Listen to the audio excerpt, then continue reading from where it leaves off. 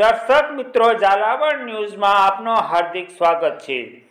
અંજારમાં એએસઆઈની હત્યાની આવી રહ્યા છે મોટા સમાચાર સામે।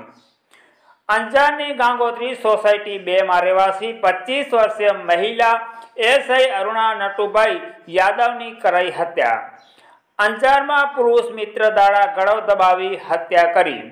આરોપી યુવક દિલીપ ડાંગચિયા મણિપુર સીઆરપીએફમાં ફરજ બજાવે છે। અરુણાબેન મૂળ સુરેન્દ્રનગરના રહેવાસી હતા।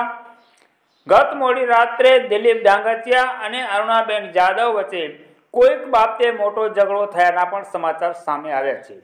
ઝાલાવાડ ન્યૂઝ સાથે રિપોર્ટર રમજાન રાયમા, અય્યર, કચ્છ। મહિલા એએસઆઈ અરુણાબેન જાદવની એક હત્યાનો બનાવ બનેલ છે। આ સમગ્ર બનાવની હકીકત જોઈએ તો આરોપી દિલીપ જાદવ દ્વારા ગઈકાલે રાત્રે 10 વાગ્યાની આસપાસ અરુણાબેનનું ગળું દબાવીને હત્યા કરવામાં આવી હતી।